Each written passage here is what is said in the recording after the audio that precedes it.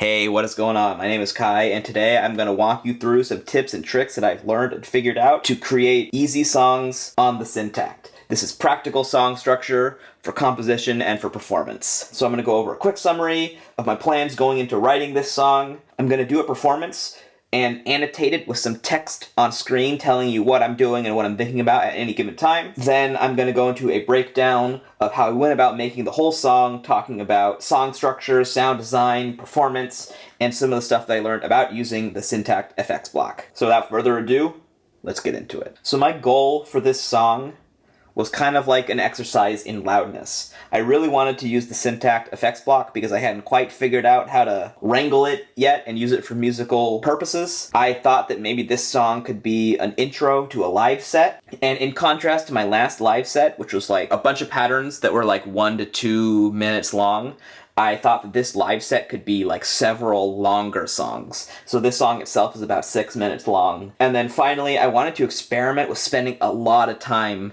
building tension. I watched this video about gambling, and I learned that a slot machine player's dopamine is at their highest between when they pull the lever and when the slot machine like displays 777s or you lose or whatever. And so I thought that maybe that principle could be applied to music, that maybe a listener or an audience member's attention is most rapt when the song is building, you know? Because I feel like once the drop hits, everybody's like, woo! And they're dancing and they want to take a picture. And, you know, maybe now that like the excitement has passed, they're thinking about what they want to drink next or whatever. But while that song is building, everybody's like, oh shit, what's going to come next? So I wanted to play with staying in a build state for a really long time, floating on anticipation. Those are my goals. That was my plan. You can tell me how well you think I accomplished that. But now I'm going to move into the annotated performance.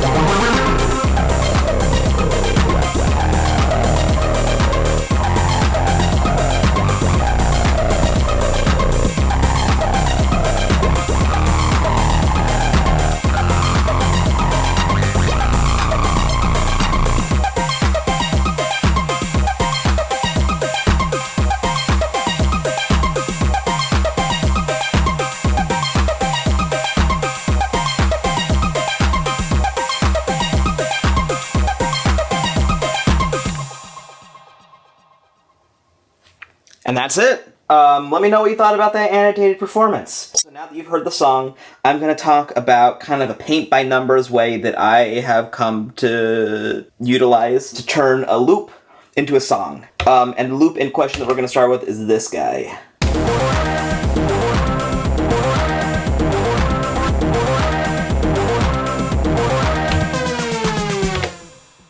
That's pretty much it. That was the first loop that I created. When I go about creating a loop like this, I often start with the drums. So you get something like...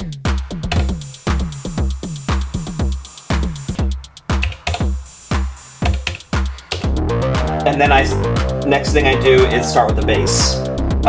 Or move on to the bass, I guess.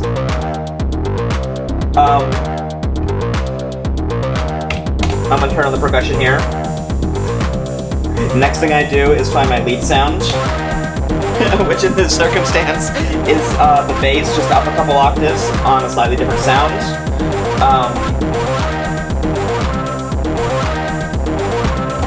And then I start to add in some of these ear candy sounds. So like, those are my percussion sounds. Those are my bass and lead sounds. And then you get into some sounds like this.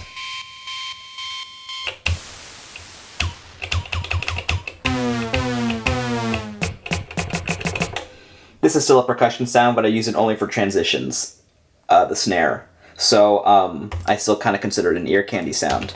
But what these sounds kind of do is they flesh out your track. This sound in particular, I keep it from the very beginning pretty much to the very end. It becomes a riser. It's very versatile. And when you have it in the track, it adds something over to this side. It just kind of like fills out the track. It gives it some sense of place. It gives it a cohesiveness. This sound is almost a percussive sound.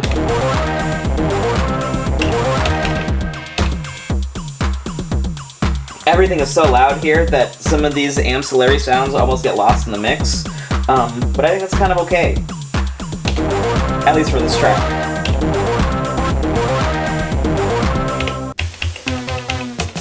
So yeah, all those sounds are my drop sounds, and when I'm playing the drop, I do not start with this, I guess, lead sound on. I have it started off so that we only have the bass and the percussion. And then to bring the drop up another layer, I kick that in. So that's that drop pattern. This is something that I'll create first when I'm making a song, and it'll get adjusted over the course of the entire song creation process, but this is the main idea that I'm looking to develop when I first start creating a song. Then I start to back it up. I go back to my intro now, and this is an exercise in paring back all of your sounds. This is the bass sound from the drop.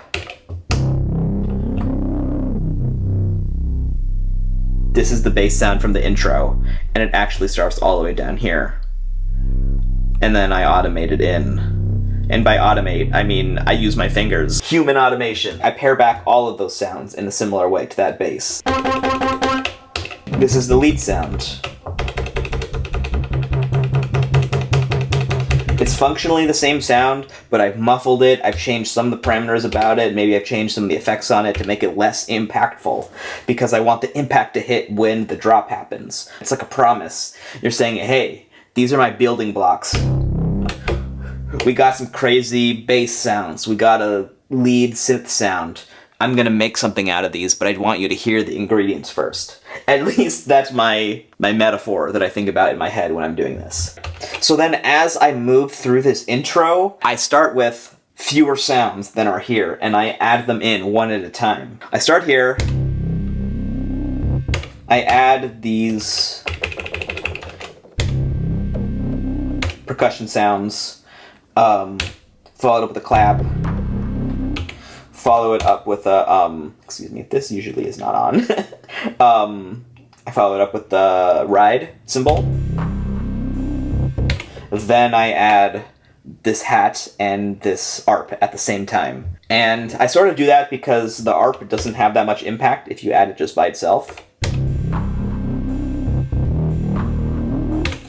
I think it's 4 4-bar loops into the song so far, and so I want to mark that with a pretty strong add. So I add these hats at the same time as I add this ARP. And then I do 4 4-bar loops straight of just adding this filter frequency increase to the ARP sound to slowly bring it in over time.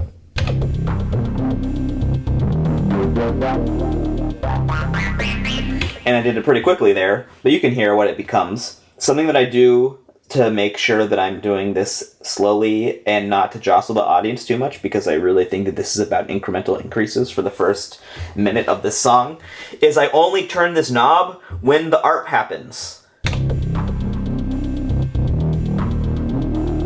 Turn, stop, turn, stop, turn, stop, turn, stop, turn, stop, turn, stop. And why I do that is because if I turn this continuously, the ARP has a gap. It goes bum bum bum bum bum, gap, bum bum bum bum bum, gap. And if I keep turning it during that gap, the filter frequency kind of jumps. Or at least that's what the audience perceives, because they don't hear it going up during that gap of notes. And so just to smooth out this increase, I stop turning the filter frequency knob during the gap, just so there's no jump from the end of the last note the audience heard to the next one. Cool. Okay, let's talk about creating the build. So, after we're here,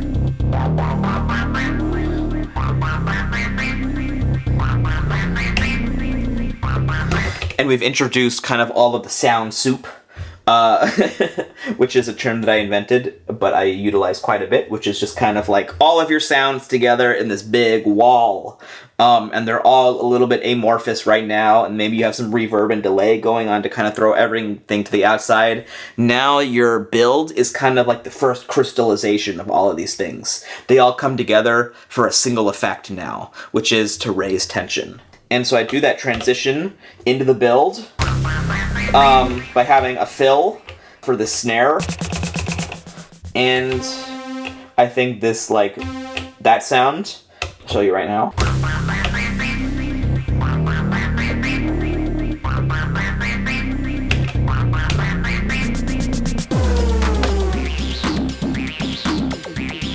And so on pattern 1, on this side of the transition, I have these snare patterns that increase in velocity, just going up like 10-ish each time. And I just have them increase in velocity to kind of lead into this transition.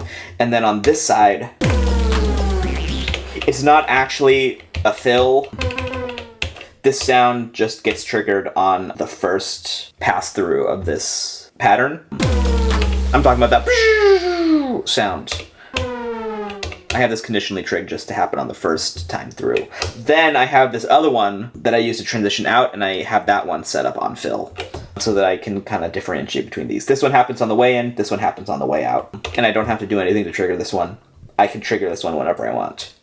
And so then during this part of the build, I have shrunk down all of my patterns so that if the bass played a full 4-bar pattern over here, it's somewhat complex. It has some notes. It changes over time. The bass over here, right? It's just this little bum bum bum bum bum bum bum bum bum. And I've kind of done that everywhere. I try to make all the patterns a little bit more simple, a little bit shorter, a little more repetitive, so that everybody starts being like, ooh, something's coming, something's coming. And I think we all know this because DJs, when they used to like do their beat juggling, they would only be able to like loop, you know, however much they could turn on their turntable and flip the crossfader in between, and that was a way that they used to like build tension, signal and they were going to a transition, stuff like that. So we have that convention from DJing in electronic music and in dance music. I think, I'm not a scholar on this, I'm an enthusiast who has a music tech minor. Anyway, continue to build tension on this pattern, but then I want to incorporate a riser. I do that on this pattern over here.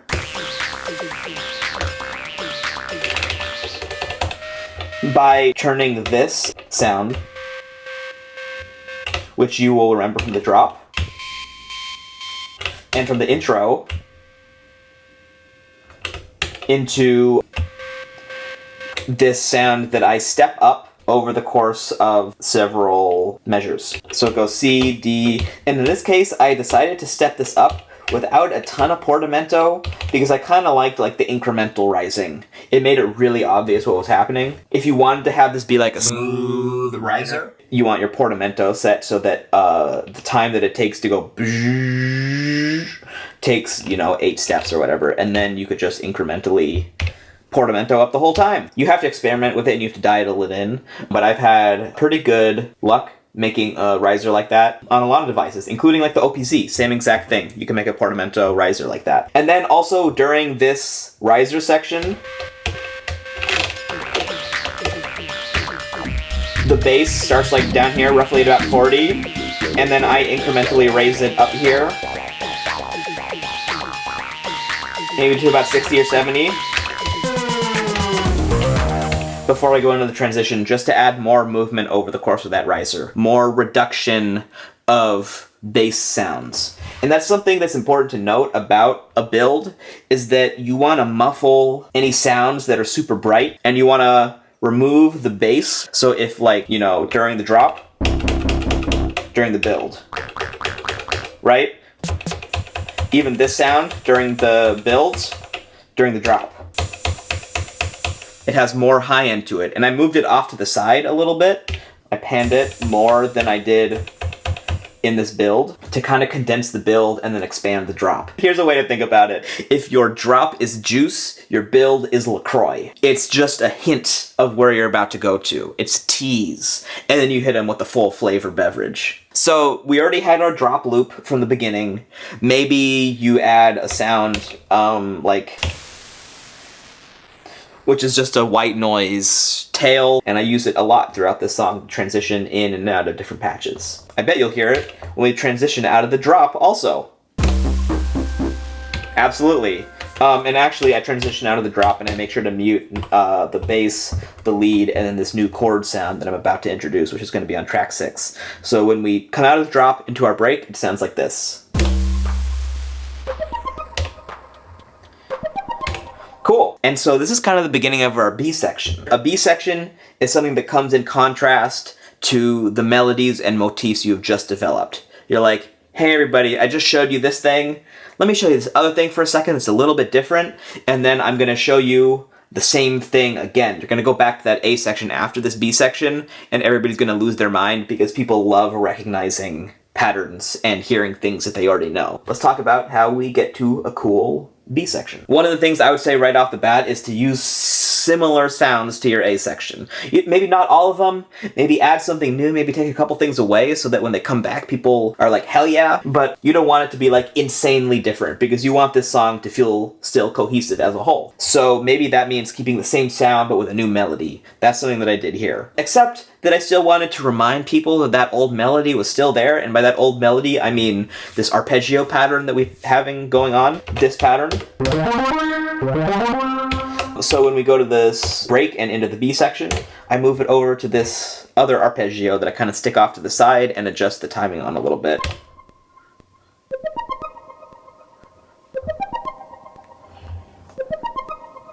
And I keep that going throughout the entire B section to just keep that arpeggio in the back of people's minds. But now let me show you what I made new. Let's compare drums from this section to our A section.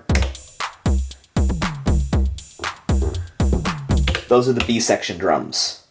Here are the A section drums. The A section drums are a little bit more punchy.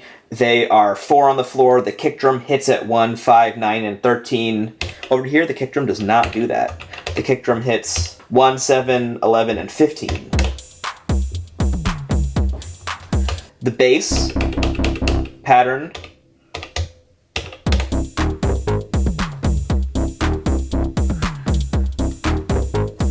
a little bit different than over here, but not insanely different, you know? And then this melody is definitely one of the most different parts.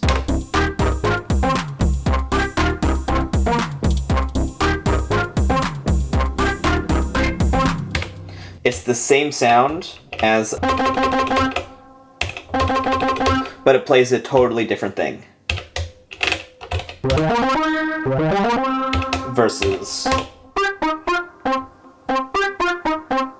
And I was a little bit hesitant actually. I thought it was maybe too different or that maybe I didn't lead into it enough, but I came to kind of like this pattern and so I stuck with it. Also, something that you can do in your B section is add a new sound. And so the new sound that I add here, hello, excuse me, is this. And we actually introduce it in the break builds transition into the B section. And I do it like this.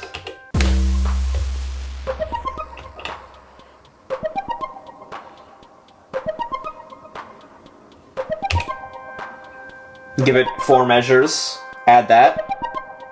Give it 4 measures of that. Add the bass.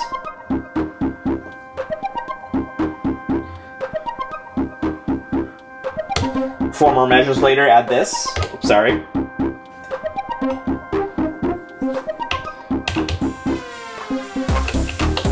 And then 4 more measures later, transition into the, the beat. And then I mute this new sound again. Let me go into this part so that I can add it again to just kick that thing up another level.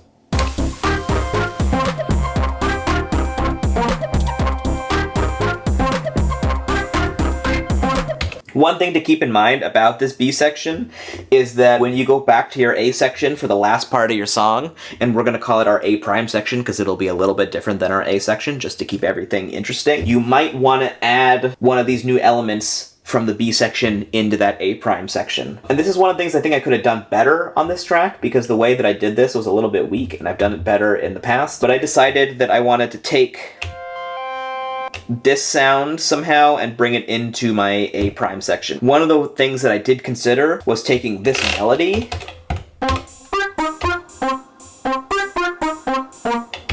and somehow bringing it into the B section, but I just really couldn't get it to work. And if I did end up doing that, it probably would have been on like every 4th measure, kind of like sometimes Justice, the band Justice, which this track is a little bit inspired by and that I'm inspired by in general. They'll do like 3 measures of the same loop and then 1 measure of a different loop. That's probably, if I went the melody route of incorporating a melody from my B section into my A prime section, that's what I would have done. But I didn't. Cool. So you got your B section, you're gonna transition out of that shit into your A prime section. And so for this, remember all of our previous principles about builds. This is the LaCroix to your drops of juice. You're teasing what's about to come. And actually in this section, you have a new job because we're about to go back to our A prime section. So you want to remind everybody what came before in that A section. You want to suggest that flavor again. You can bring back some of the important sounds. You can bring back some of the important melodies. Like one of the things that I hit you with really prominently is this sound again. It was a little bit muffled and muted in our B section, but now here, it's much more prominent because that's going to become our riser in just a second. Then we're going to add back in our bass. And I chose not to do any monkeying around with the filter here to introduce it, because I just kind of wanted to hit people in the face with it. Then we hit people with this snare drum and the arpeggio, which is reminiscent of when we hit people simultaneously with the hi-hat and the arpeggio in the first build. We do the similar filter cutoff raising on the arpeggio. Then we head into another build pattern. But this time I use both the that old background sound that we used that turned into a riser, as well as the newly introduced B section. I use that as a riser here as well. Together they both sound like this.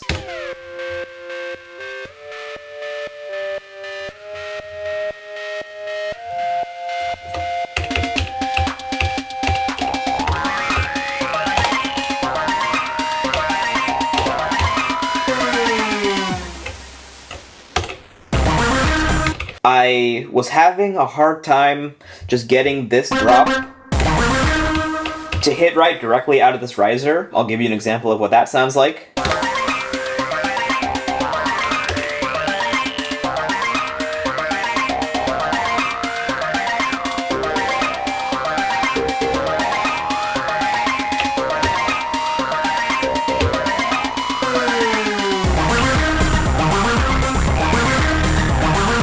For whatever reason, I just didn't like how that sounded. The first one, the build out of here into this, worked really well. This build into this drop just wasn't working really well. I think because this drop wasn't LaCroix enough. It wasn't watery enough. I needed to thin it out even more to give it contrast to this. So instead, because I really liked actually how this drop worked, I decided to add a little air gap. And so when you think that it's about to hit you with the hell yeah moment, psych!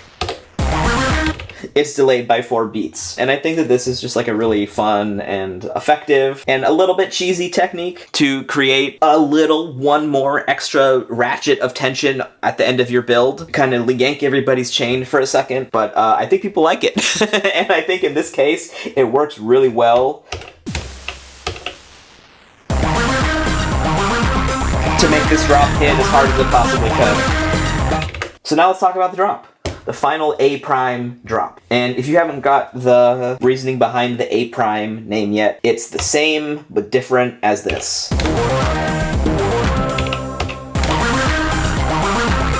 The main melody, ba-da-da-da-da, ba-da-da-da-da, ba-da-da-da, ba-da-da-da, is the same. The synth sound might even be... It's a little bit brighter, but it's the same lead sound. But overall, it's different. This new arpeggio way high up and on the side. I just spit on my Syntakt. That's really gross. Everybody's gonna click off of the video right now. Please don't stop, wait. I added this high arpeggio sound. And I had the bass play something different. The bass last time playing the same thing, but instead the bass is playing actually this part from the beginning.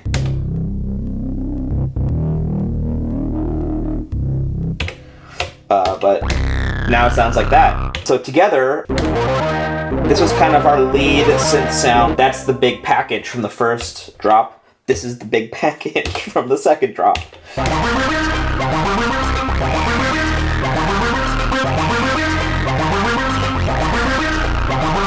So you can just hear there's a little bit more energy. It's breaking apart even more in terms of distortion and sound quality than it was before. Everything is mushy, but in kind of a way that I like. When somebody's voice cracks in a song, sometimes it's not a bad thing. It's not a mistake. It actually adds something extra. So I think that's what distortion adds in electronic music. And so I kind of just wanted to make this song feel like it was bursting out of the circuits, like it was exceeding the capacity of what the speakers and the synths and, you know, the wires could even deliver. Not sure if that worked, but that was the goal. I think I've covered basically, actually that is a lie, I have not covered everything that I wanted to about this. One of the things is the FX block. I think this is a good patch to talk about it on because it's so heavily used. Like if you hear how distorted all these sounds are, this is what it sounds like without those tracks being sent to the effects block.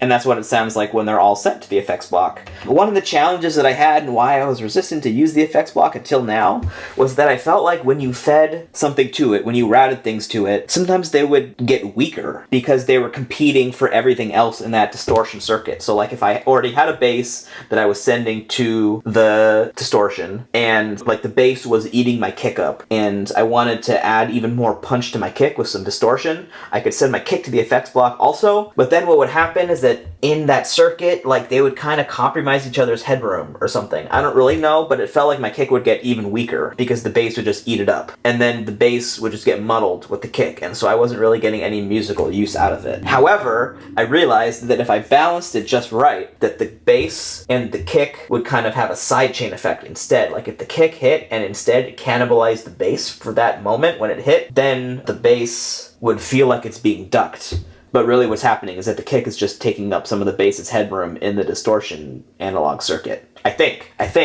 I'm not exactly sure that's how things work, but that's kind of what my ears were telling me. So with that in mind, I kind of fed stuff into the effects track to use as glue and as sound design rather than as like a get out of jail card to like punch stuff up, which is a much more functional and much more musical use of that. One thing also to get even more of a compression and sidechain feel is that I'm just going to mute everything except my kick and my bass.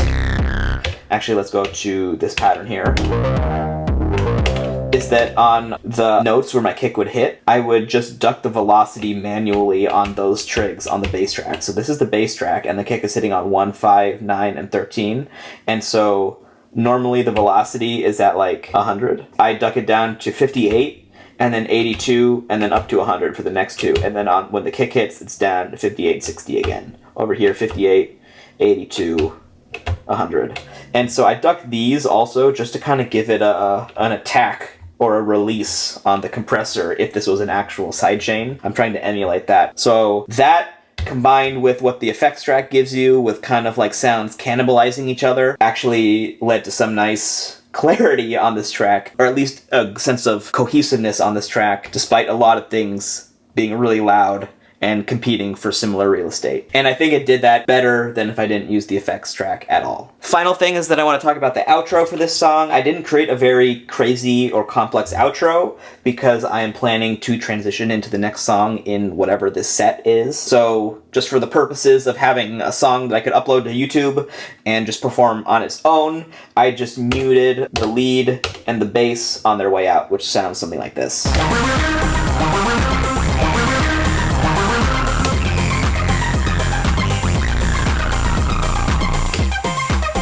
And then I give it a few bars.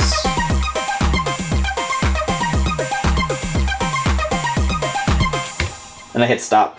Obviously that's done over probably like 16 measures or something. It's reminiscent of a lot of like electronic tracks that have a drum beat on the way out so that DJs can mix into another song. Functionally, that's what I'm doing. I'm gonna mix into the next song in my live set, which if you wanna hear a little preview, tentatively sounds something like this.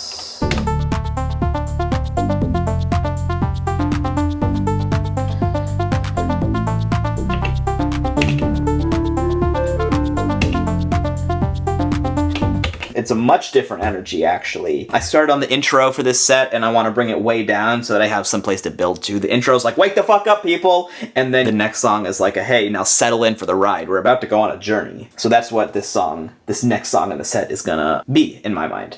Anyway, that's pretty much all I have to talk about for this video. I hope you learned something. Keep making music, and I'll see you next time. Peace.